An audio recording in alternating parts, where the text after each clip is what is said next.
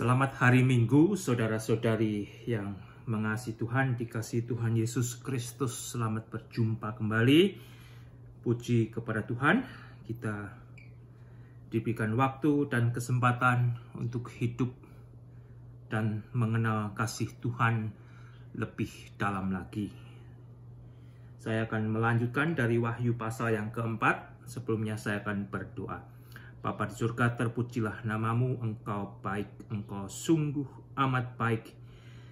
Di dalam hidup kami, ajar kami menyadari Tuhan, segala kebaikanmu, segala kemurahanmu, sehingga di dalam hidup kami sebagai orang percaya, kami mengurangi keluh kesah kami mengurangi komplain kami terhadapmu, tetapi kami boleh menambah pengucapan syukur kami kepadamu Bapa. Berkati waktu kami juga boleh membaca, merenungkan firman-Mu, berikan berkat surgawimu. Ampuni Bapa untuk segala dosa-dosa kami di dalam nama Tuhan Yesus. Hamba boleh berdoa dan mengucap syukur. Amin. Sebagai orang Kristen, saudara, kalau Anda ingin mengenal Yesus Anda dengan lebih dalam, dengan lebih luas, dengan lebih lebar lagi, yaitu dengan belajar dari kitab Wahyu. Karena kitab Wahyu khusus berisikan tentang nubuatan Yesus Kristus.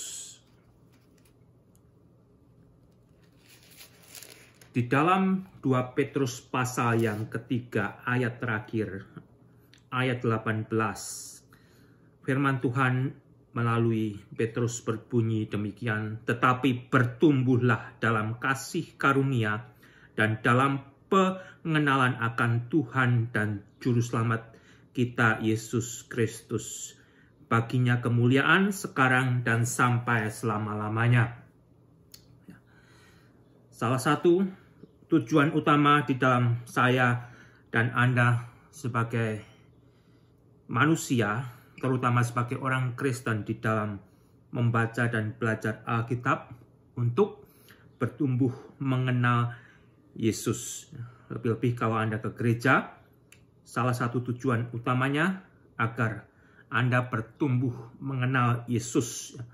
Tidak untuk memuaskan emosi Anda di dalam bentuk ibadah, tetapi untuk memberikan kematangan, pengertian, dan iman kita di dalam Yesus Kristus.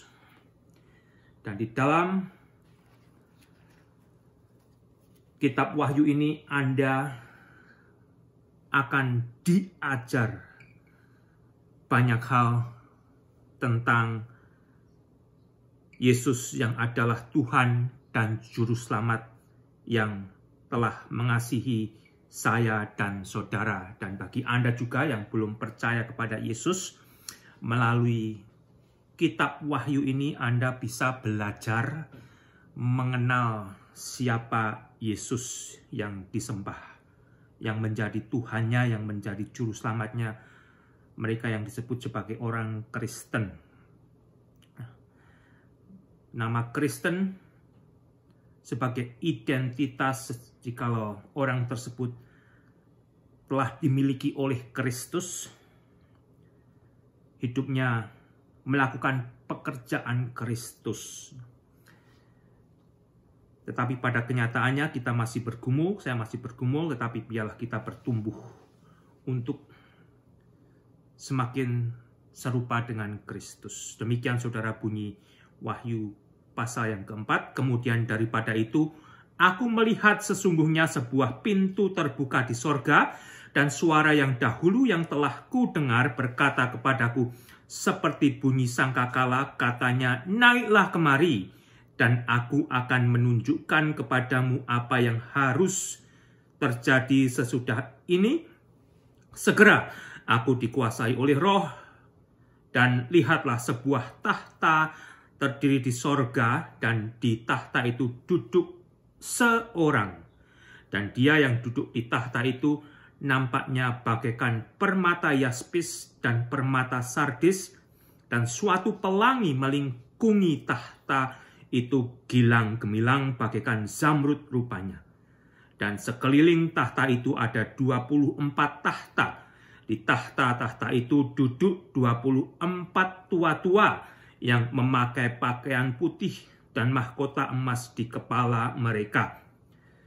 Dan dari tahta itu keluar kilat dan bunyi guruh yang menderu, dan 7 obor menyala-nyala di hadapan tahta itu. Itulah ketujuh roh Allah. Dan di hadapan tahta itu ada lautan kaca, bagaikan kristal di tengah-tengah tahta itu, dan di sekelilingnya ada 4 makhluk penuh dengan mata di sebelah muka dan di belakang. Adapun makhluk yang pertama sama seperti singa, dan makhluk yang kedua sama seperti anak lembu, dan makhluk yang ketiga mempunyai muka seperti muka manusia, dan makhluk yang keempat sama seperti burung nasar yang sedang terbang. Dan keempat makhluk itu masing-masing bersayap 6 sekelilingnya, dan di sebelah dalamnya penuh dengan mata. Dan dengan tidak berhenti-hentinya mereka berseru siang dan malam, Kudus, kudus, kuduslah Tuhan, Allah yang Maha Kuasa, yang sudah ada dan yang akan datang. Dan setiap kali makhluk-makhluk itu mempersembahkan puji-pujian dan hormat dan ucapan syukur kepada Dia yang duduk di atas tahta itu dan yang hidup sampai selama-lamanya, maka tersungkurlah ke-24 tua-tua itu di hadapan Dia yang duduk di atas tahta itu. Dan mereka menyembah Dia yang hidup sampai selama-lamanya. Dan mereka melemparkan mahkotanya di hadapan tahta itu sambil berkata, Ya Tuhan dan Allah kami, Engkau layak menerima puji-pujian dan hormat dan kuasa, sebab Engkau telah menciptakan segala sesuatu, dan oleh karena kehendak-Mu semuanya itu ada dan diciptakan. Demikianlah saudara bunyi dari Wahyu pasal yang keempat. Kita akan menjadi manusia yang berbahagia jikalau kita mau membaca, mendengarkan, dan melakukan isi firman Tuhan yang menjadi janji daripada firman Tuhan ini sendiri, saudara. Pasal keempat. Pasal keempat dari kitab Wahyu. Kalau Anda kembali membaca dari pasal 1 ayat 19, menjadi outline atau garis besar atau bagian yang ketiga dari isi kitab Wahyu itu sendiri. Di dalam pasal 1 ayat 19, Tuhan berkata kepada Yohanes, demikian karena itu tuliskanlah apa yang telah kau lihat. Itu bagian pertama yang telah berlalu, baik yang terjadi sekarang. Itu adalah peristiwa yang saat ini di mana kita masih berada, yaitu pasal 2 dan 3. Yaitu masa di mana gereja Tuhan berada, di masa anugerah, maupun yang akan terjadi sesudah itu. Yaitu bagian ketiga, peristiwa yang akan terjadi sesudah masa gereja selesai.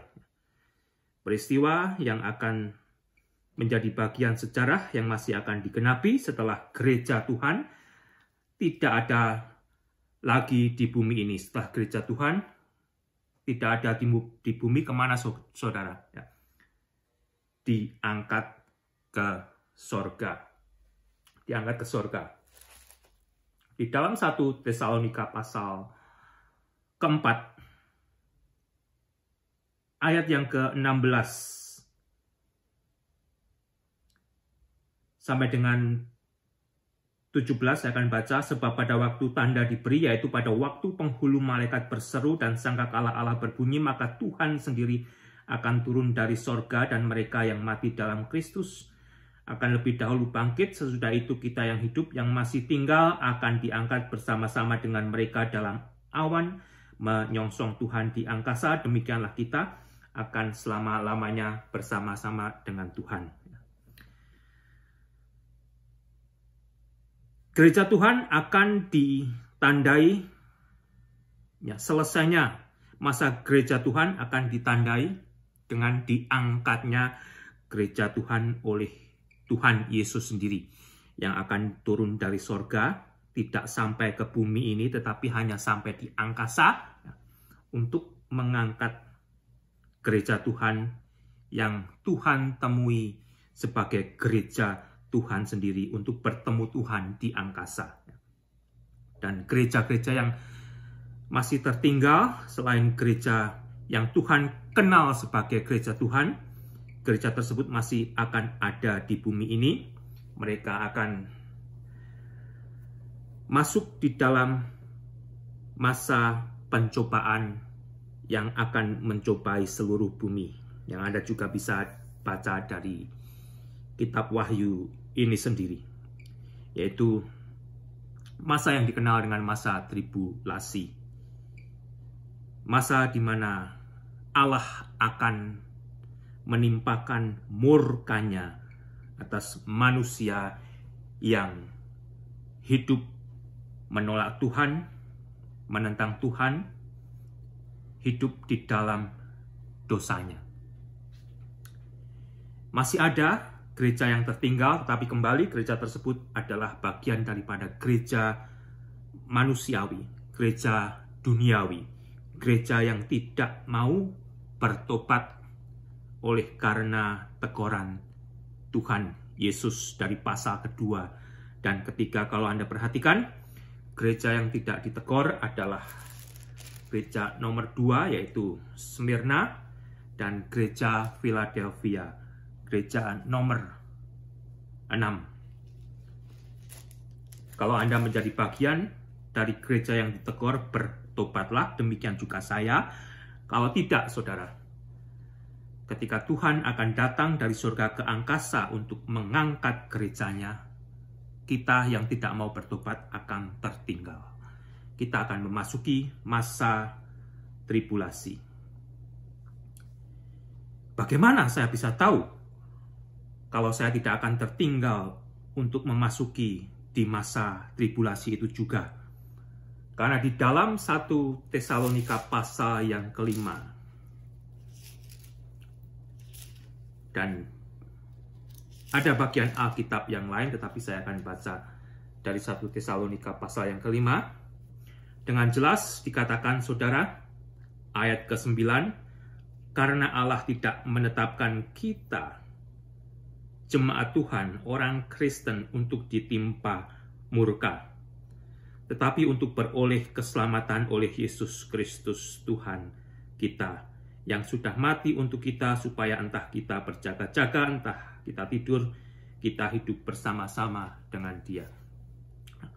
Gereja Tuhan, orang Kristen yang Tuhan kenal sebagai gerejanya, sebagai jemaatnya, sudah Tuhan sendiri tentukan untuk tidak ditimpa oleh murka Allah,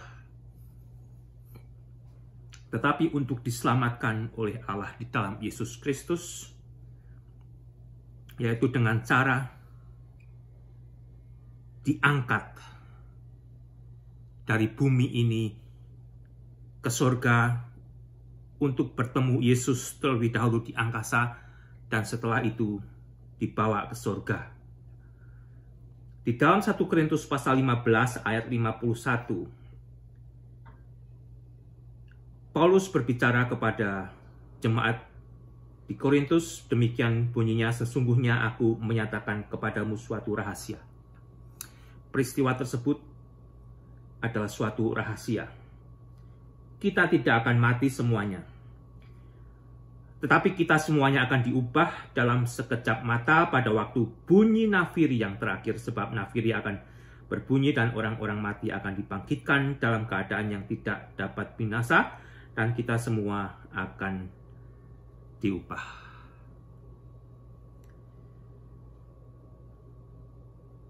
Tetapi tidak semua orang Kristen akan percaya akan hal tersebut. Ada juga orang Kristen yang percaya kalau orang Kristen akan juga memasuki masa tribulasi tersebut. Artinya, orang Kristen itu akan mengalami murka Allah yang sebenarnya tidak konsisten dengan apa yang kita bisa belajar dari Alkitab itu sendiri. Kita diselamatkan dari murka Allah. Oleh karena itu, sebelum murka Allah ditimpakan ke bumi ini, di dalam masa yang disebut masa tribulasi, gereja Tuhan sudah lebih dahulu terselamatkan, terangkat, dibawa ke sorga oleh Yesus sendiri.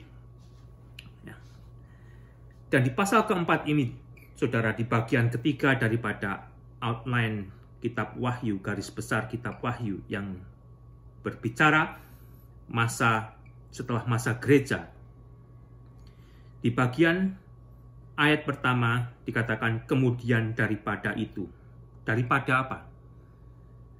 Setelah masa gereja selesai. Setelah gereja Tuhan tidak ada lagi di bumi. Mulai pasal 4 ini Anda tidak akan mendengar perkataan yang berbicara kepada jemaat atau gereja Tuhan seperti di pasal 2 dan ketiga.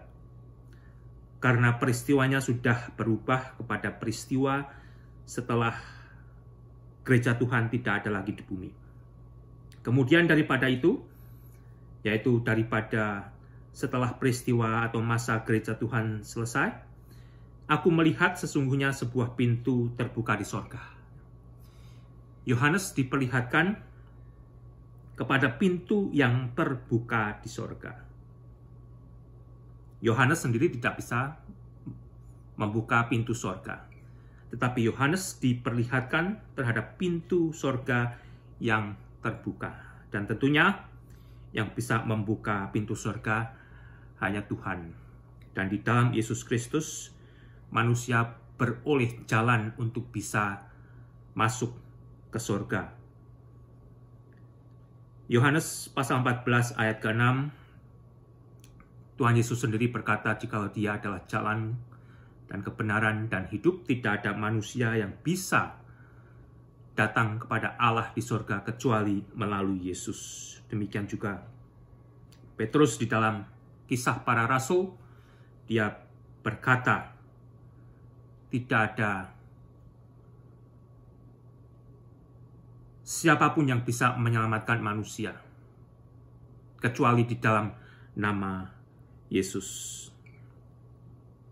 Yohanes diperlihatkan kepada sebuah pintu yang terbuka di sorga, dan Yohanes mendengar suara yang dahulu dia telah dengar, yaitu suara Yesus yang memerintahkan untuk menuliskan apa yang dia dengar. Suara Yesus berkata dan memanggil Yohanes untuk naik ke sorga. Naiklah kemari dan aku akan menunjukkan kepadamu apa yang harus terjadi sesudah ini. Yohanes dipanggil oleh Tuhan Yesus sendiri untuk naik ke sorga, diperlihatkan kepada sorga. Dan setelah Yohanes naik dan berada di sorga, Yohanes akan segera diperlihatkan tentang peristiwa yang akan terjadi sesudah itu. Dan tentunya peristiwa ini belum terjadi, saudara. Kalau ada yang percaya, kalau kitab Wahyu ini sudah digenapi, artinya peristiwanya sudah terjadi. Ya, kalau Anda yang suka seafood, Anda tidak bisa makan seafood lagi, saudara. Karena laut sudah tercemari dan laut sudah tidak ada lagi. Tetapi pada kenyataannya laut masih ada. Dan Anda masih bisa menikmati seafood. Pasal keempat ini belum terjadi. Pasal keempat sampai pasal 22 masih akan digenapi dan akan digenapi, saudara. Yohanes dikuasai oleh Roh. Dan Yohanes diperlihatkan kepada tahta yang ada di sorga. Inilah saudara, kalau Anda mau belajar sorga versi Alkitab. Sorga versi Alkitab ada di dalam kitab Wahyu. Kalau sorga menurut versinya pengarang buku itu lain lagi. Versi sorga menurut Alkitab Anda bisa pelajari dari kitab Wahyu. Yohanes dibawa ke surga dan diperlihatkan kepada tahta yang ada di surga. Dan di tahta itu ada seseorang yang duduk. Seseorang yang duduk itu tidak dijelaskan seperti apa dan siapa orang tersebut, tetapi diberikan deskripsi yang nampaknya bagaikan permata yaspis dan permata sardis. Dan ada suatu pelangi yang melingkungi tahta itu. Dan tahta itu gilang gemilang bagaikan zamrud rupanya.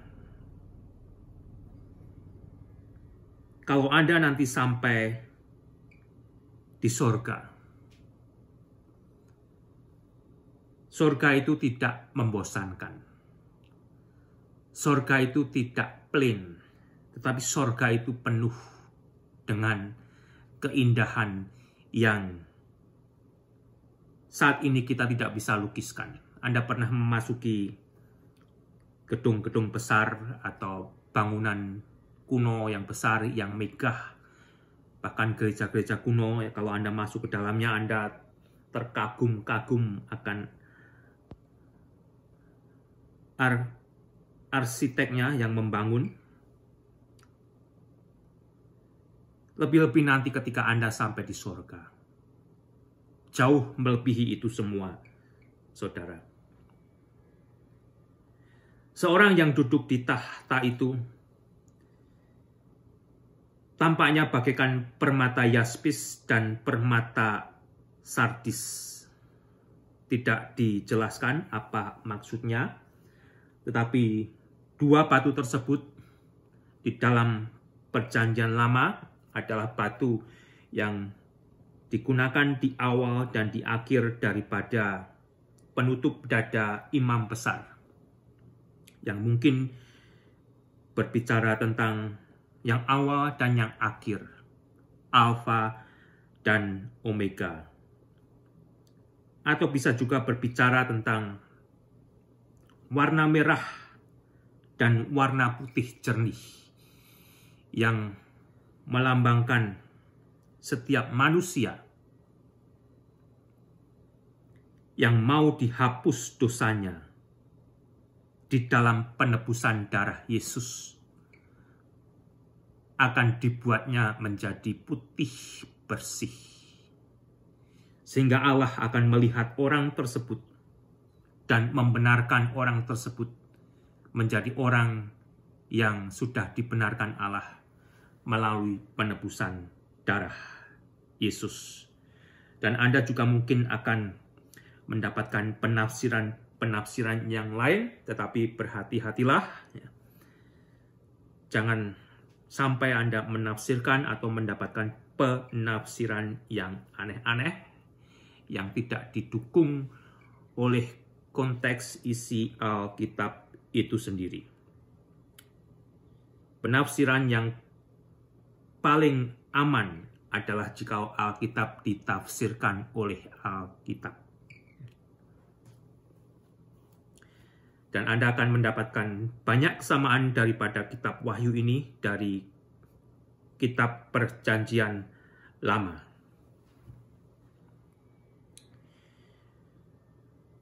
Anda ingat, saudara, tentang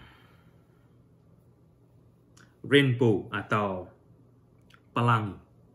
Kalau Anda ingat pelangi sebagai orang Kristen, Anda ingat apa? Tidakkah Anda ingat akan janji Allah kepada Nuh, jikalau Allah tidak akan lagi menghapuskan manusia yang ada di bumi ini dengan banjir?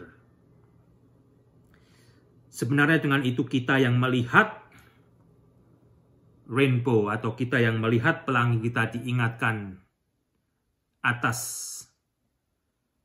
kasih kemurahan Tuhan yang menghendaki agar manusia mau bertobat dari dosanya. Meskipun Allah tidak akan lagi menghapuskan manusia di bumi ini dengan air, tetapi Tuhan masih akan menghukum manusia yang ada di bumi ini dengan cara yang lain. Dan dengan melihat adanya rainbow, melihat adanya pelangi, disitulah kita sebenarnya melihat kasih setia dan kemurahan Tuhan Allah kepada manusia yang merindukan agar setiap manusia mau bertobat dari dosanya.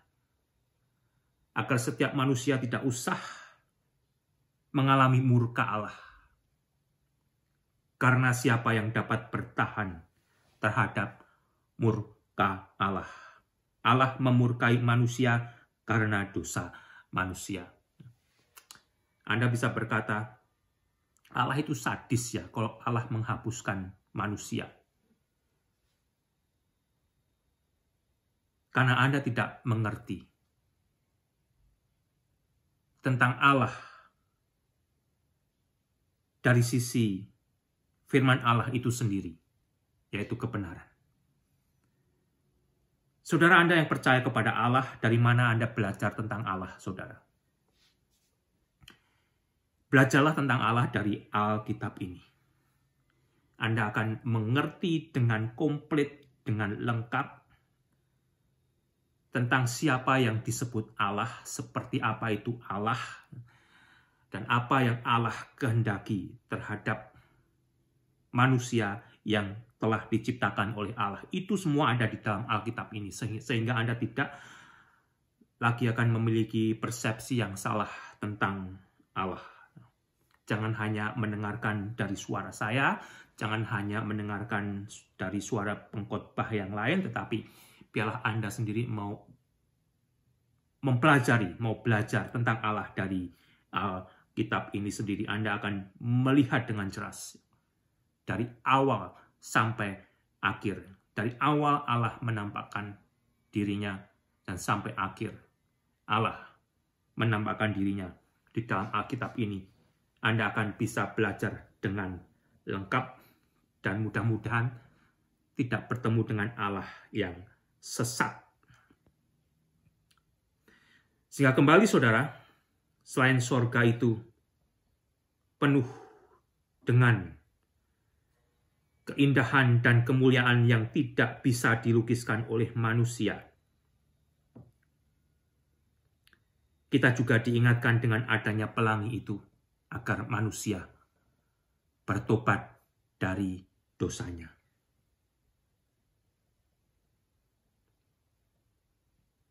Dan sekeliling tahta itu ada 24 tahta. Jadi tidak hanya satu tahta yang diduduki oleh seseorang, tetapi ada tahta-tahta lain yang jumlahnya 24 tahta yang diduduki oleh 24 tua-tua yang memakai pakaian putih dan memakai mahkota emas di kepala mereka. Siapa saudara ke-24 yang disebut tua-tua yang memakai pakaian putih tersebut? Ada yang mengatakan jikalau mereka adalah bagian daripada malaikat. Ada yang mengatakan jikalau mereka adalah bagian daripada orang-orang kudus baik dari perjanjian lama, dari jemaat Tuhan, sampai dengan orang-orang kudus yang nantinya mati di masa tribulasi. Ada yang percaya jikalau mereka adalah representasi atau wakil daripada gereja Tuhan. Bagaimana dengan Anda? Pernahkah Anda membaca, pernahkah Anda mendengar akan hal ini? Pernahkah Anda sendiri mengkonklusikan siapa mereka ke-24 yang disebut tua-tua dengan memakai pakaian putih tersebut, saudara?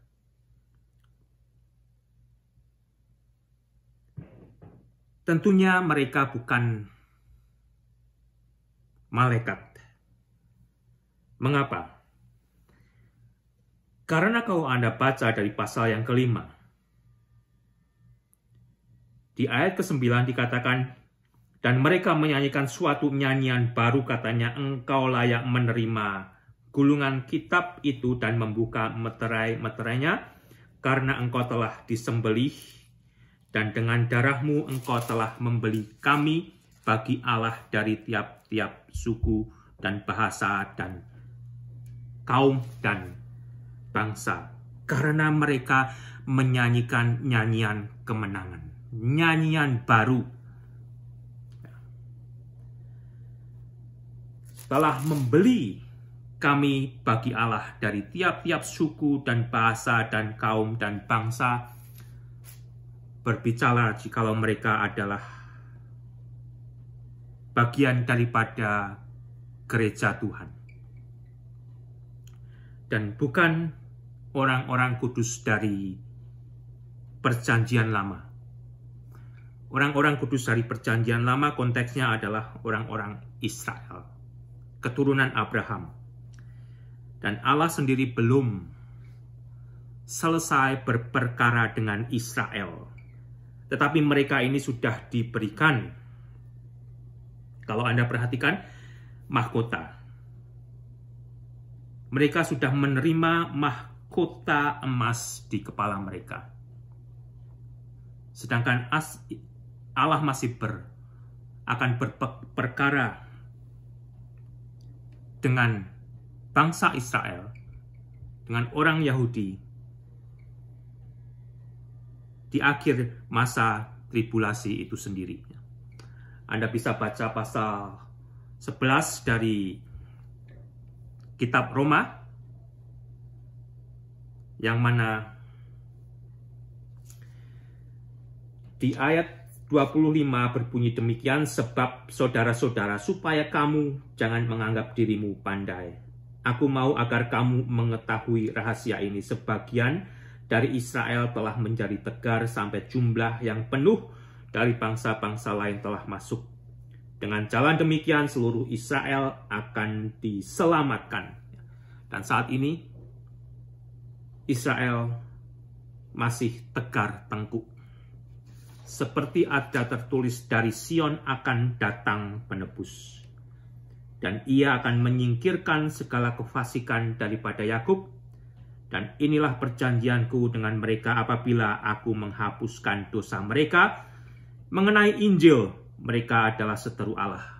Mengenai Injil, orang-orang Israel adalah seteru Allah oleh karena kamu, oleh karena kita orang Kristen, gereja Tuhan. Tetapi mengenai pilihan, mereka adalah kekasih Allah. Oleh karena nenek moyang. Sebab Allah tidak menyesali kasih karunia dan panggilannya. Sebab sama seperti kamu dahulu tidak taat kepada Allah, tetapi sekarang beroleh kemurahan oleh ketidaktaatan mereka, demikian juga mereka sekarang tidak taat. Supaya oleh kemurahan Allah yang telah kamu peroleh, mereka juga akan beroleh kemurahan. Allah belum selesai berperkara dengan bangsa Israel. Dan mereka ini sudah menerima mahkota. Dan menurut saya tidak lain, mereka ini adalah bagian yang menjadi wakil atau representasi dari gereja Tuhan.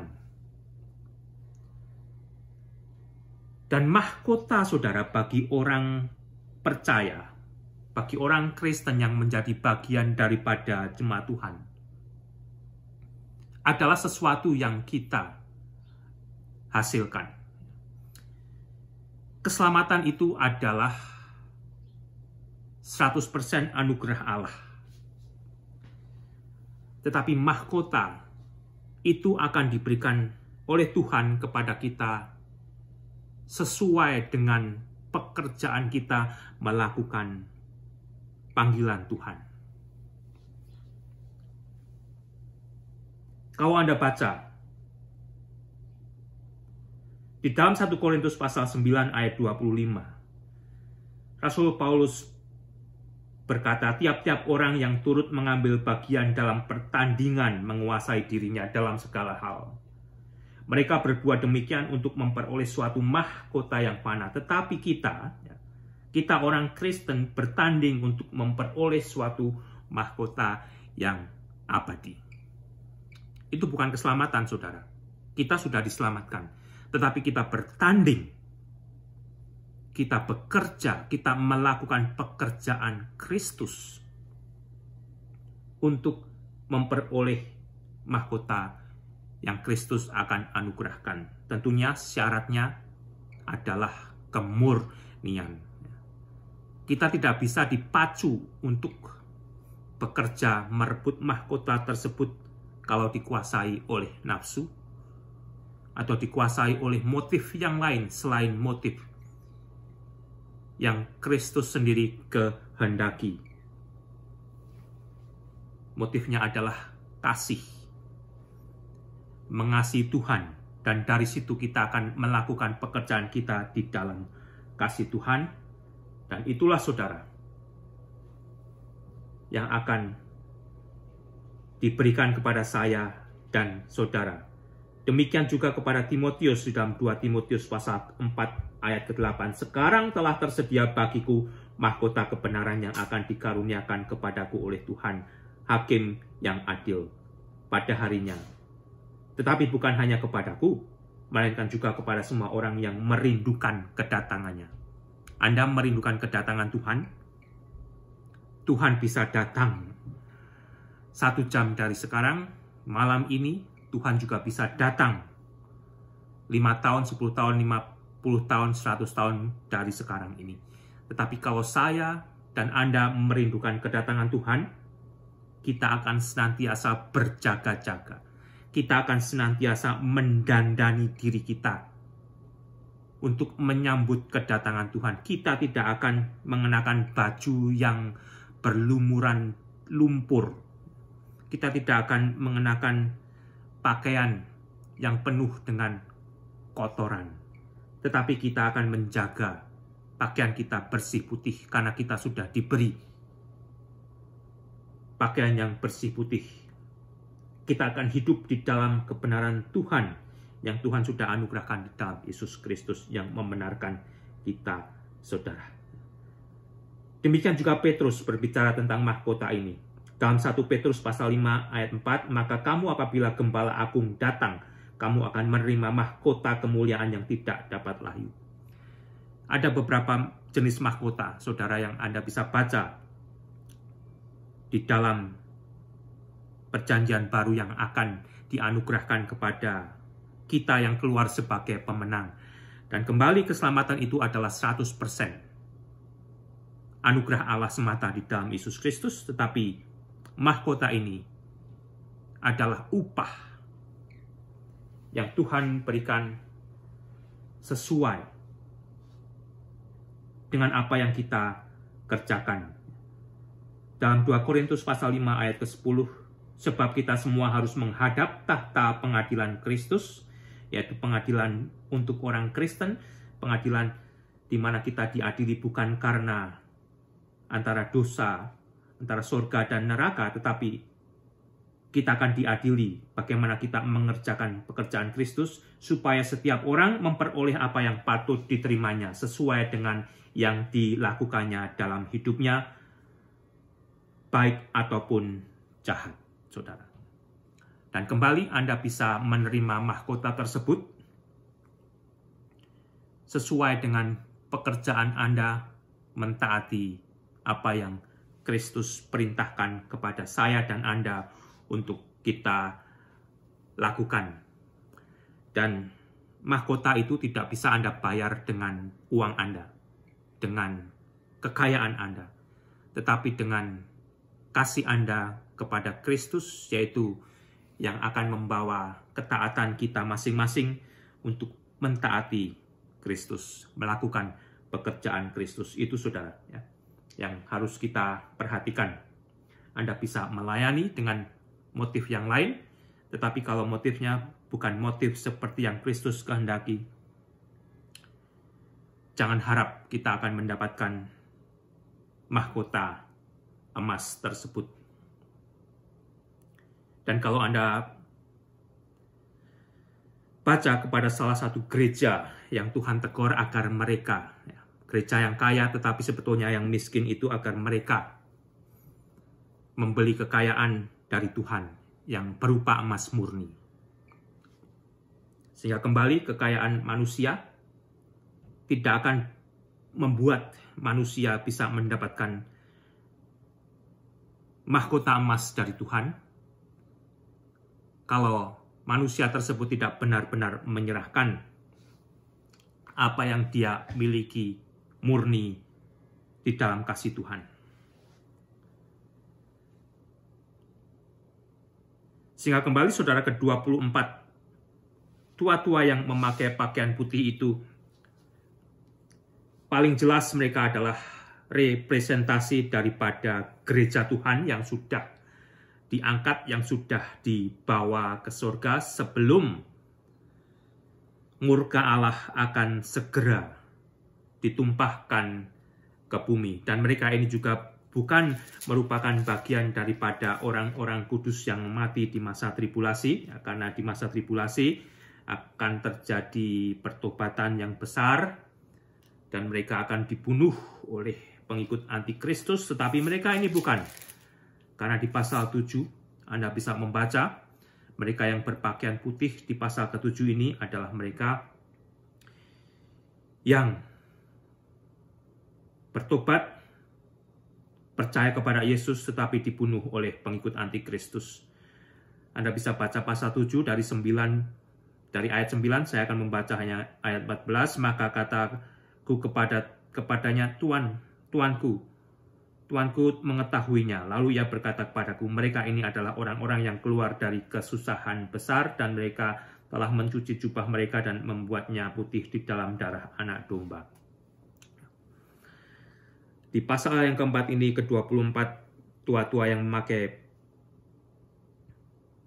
pakaian putih ini, yang paling jelas mereka adalah menjadi representasi dari gereja Tuhan yang sudah dibawa ke surga. Dan kembali, gereja Tuhan sudah diangkat ke surga dan tidak akan memasuki masa 7 tahun tribulasi, masa 7 tahun murka Allah.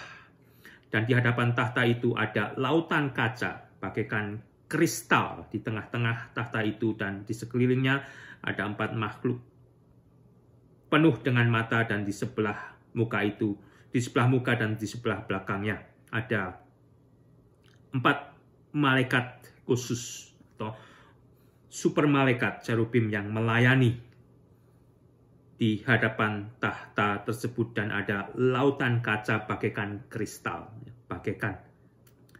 Tidak ada kejelasannya seperti apa itu, tetapi apakah itu berbicara tentang kejernihan, air yang membasuh setiap orang yang datang kepada Allah, dibuatnya bersih di hadapan Allah, yang ada transparansi. Di hadapan Allah tidak ada yang bisa disembunyikan. Segala sesuatunya akan terlihat. Adapun makhluk yang pertama sama seperti singa, makhluk yang kedua sama seperti anak lembu, yang ketiga mempunyai muka seperti muka manusia, yang keempat sama seperti burung nasar yang sedang terbang. Ada beberapa macam interpretasi akan hal ini, tapi tidak ada kejelasan yang pasti. Ada yang mengatakan jikalau keempat tersebut adalah gambaran daripada keempat Injil, yaitu Matius, Markus, Lukas, dan Yohanes. Dan ada yang memiliki interpretasi yang lain. Kita akan menjadi jelas, saudara, kalau kita nanti sudah sampai di sorga. Dan keempat makhluk itu masing-masing bersayap 6 sekelilingnya, dan di sebelah dalamnya penuh dengan mata, dan dengan tidak berhenti-henti mereka berseru siang dan malam, Kudus, kudus, kuduslah Tuhan, Allah yang Maha Kuasa, yang sudah ada, yang ada, dan yang akan datang. Kudus, kudus, kuduslah Tuhan, Allah yang Maha Kuasa, yang sudah ada, dan yang ada, dan yang akan datang. Dialah Allah Tritunggal. 3 kali, saudara. Kudus, kudus, kudus. Allah Bapa, Allah Anak, dan Allah Roh Kudus. Malaikat tersebut siang dan malam menyanyikan nyanyian tersebut. Dan setiap kali malaikat tersebut mempersembahkan puji-pujian apa yang terjadi,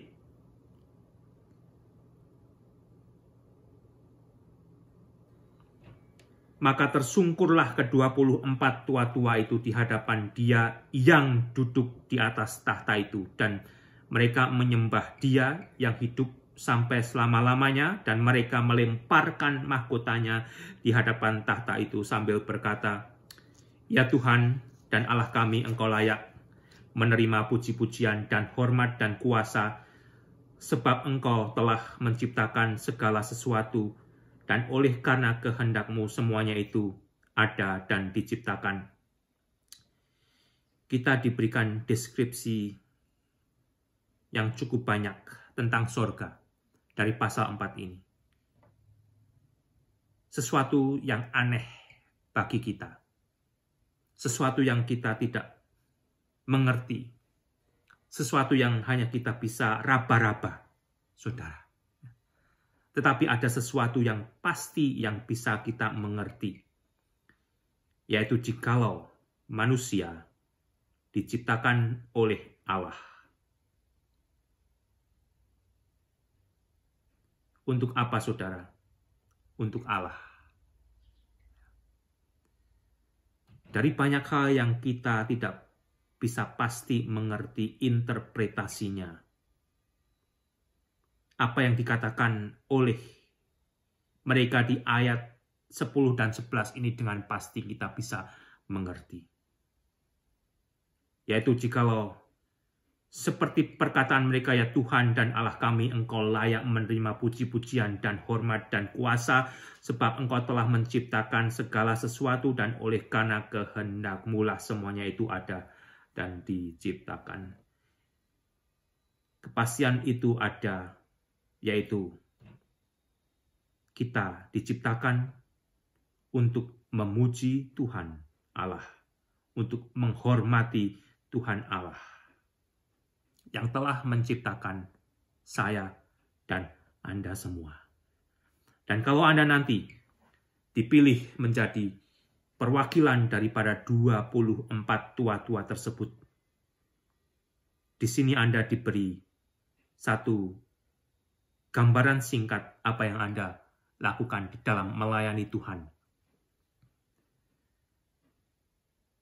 Anda diberikan tahta oleh Tuhan, dan Anda akan melayani Tuhan, dan ketika Anda menyanyikan nyanyian tersebut, Anda akan tersungkur dan mempersembahkan mahkota Anda di hadapan tahta tersebut, sambil berkata, "Ya Tuhan dan Allah kami, Engkau layak menerima puji-pujian dan hormat dan kuasa, sebab Engkau telah menciptakan segala sesuatu, dan oleh karena kehendak-Mu semuanya itu ada dan diciptakan." Apakah saya, apakah Anda telah mentaati Tuhan yang diciptakan untuk memuji Tuhan, untuk menghormati Tuhan, untuk memuliakan Tuhan di dalam hidup ini? Biarlah kita, saudara, saat ini merenungkan sejauh mana kita sudah jauh daripada maksud Tuhan menciptakan manusia, maksud Tuhan menciptakan saya dan saudara. Manusia sudah sebagian begitu jauh dari Tuhan. telah dibungkus di dalam kelamnya dosa. Kalau Anda baca dari Roma pasal 1 mulai dengan ayat 18, Anda akan tahu bagaimana dosa itu sebagian telah membunuh total habis manusia, sehingga manusia tidak lagi percaya akan penciptanya. Sehingga manusia yang diciptakan Allah berani menentang penciptanya. Oleh karena itu, saudara, waktunya saat ini sudah matang. Kalau Anda perhatikan sekeliling kita, dunia ini sudah matang oleh dosa. Dan biarlah kita bersiap-siap diri. Kita yang merindukan kedatangan Tuhan, biarlah kita juga menjaga pakaian putih bersih yang Tuhan sendiri sudah anugerahkan kepada saya dan saudara.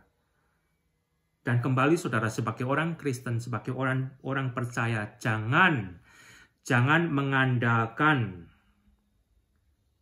persembahan duniawi. Ya. Jangan merasa Anda punya uang, jangan merasa Anda punya waktu, Anda bisa melayani Tuhan. Tapi lebih daripada itu, layanilah di dalam ketaatan, yaitu di dalam kekudusan dan kebenaran Tuhan.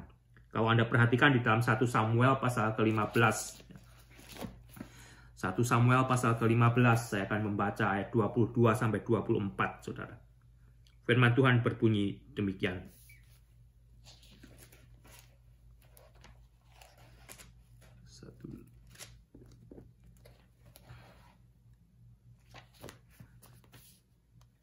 Tetapi jawab Samuel, apakah Tuhan itu berkenan kepada korban bakaran dan korban sembelihan sama seperti kepada mendengarkan suara Tuhan?